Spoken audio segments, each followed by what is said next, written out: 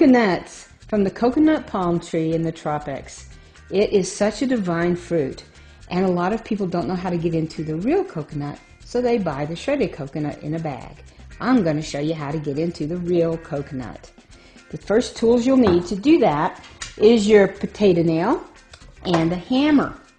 And then you sit the coconut into the drain with a rag underneath it in the sink, and then it makes it so it doesn't roll around, and you punch holes into each of the eyes.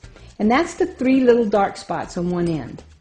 And then after you get that done, you take it and you get the water out. There is coconut water inside of the coconuts. And when you're selecting the coconut, you want to be sure you can hear. Can you hear that? The water. If there's no water inside, you don't want to buy it, because that means it's drying out, and it's been there for quite a while. It's been off that tree for quite a while. So now we pour the coconut water into a container. And we want to do that so we can get to the meat, which is what the white part of the coconut's called, and that way we can eat it. So we got to get it through the hard shell. And so what you do is you put the coconut into a pan or some kind of dish that has sides, and be sure that the holes of the coconut, the eyes that you have just punched, are not down. They have to be out so that the steam can come out. And then you put that at 350 for about 15 minutes to 20 minutes, and then you take it out, and it comes out and has cracks in it, so it's easier for you to do. And in this one, which we did have in the oven, there's cracks on the back side now that weren't there before. And that will make it easier, because the hardest thing to do is to get it started. And this puts cracks in so we can do it. Now you have to be kind of careful, because it's been in the oven, and this could be hot inside. And so you take your hammer again, and you just whack it on a hard surface.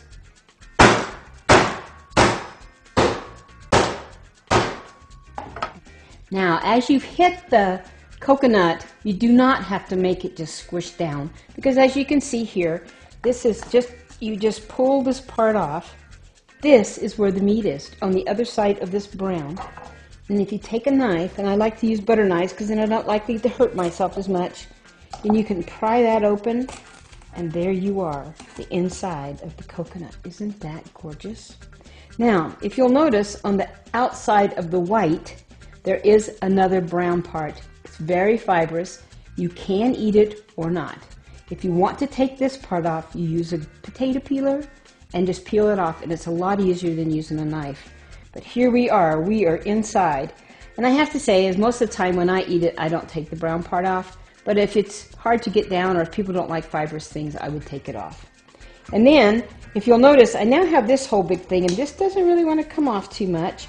But if I turn it over, there's another break. And so I can take my hammer, because I can see another crack here and another crack here. Then I can just pound on that until that comes apart. Oop, I think so. And then you can just gradually take care of that, because if you'll start watching, there'll be more of the breaks that you didn't notice before. Now, in lieu of time, I want to show you how to peel this, the coconut, because what happens is that, oops, they want one piece, and this is not very warm inside. It's kind of warm on the outside, but not the inside.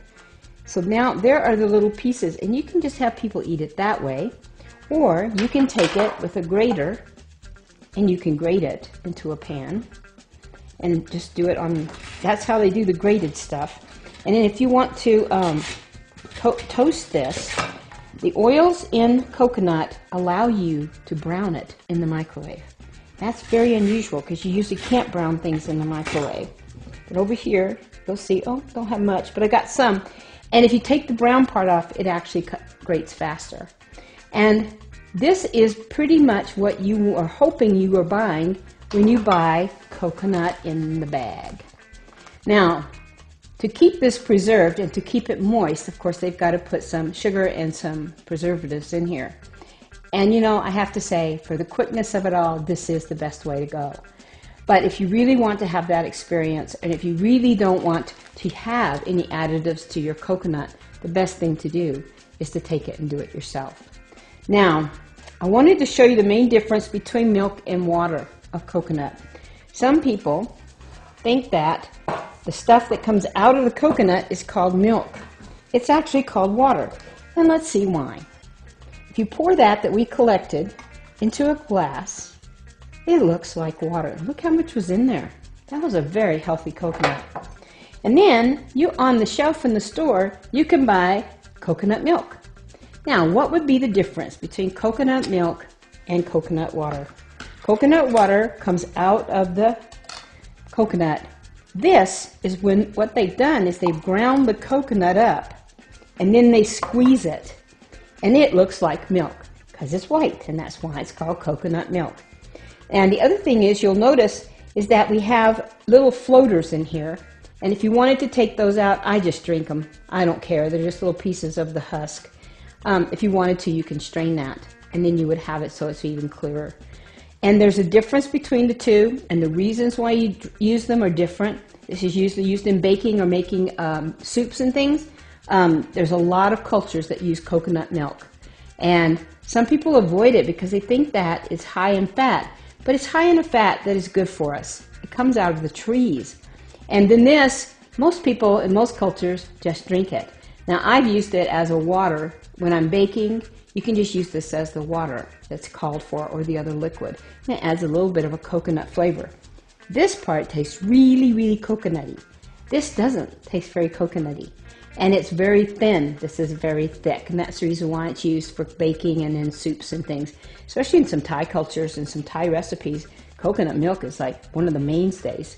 And it always turns out good. The coconut itself is very easy to store. You can keep it at room temperature for about 4 months.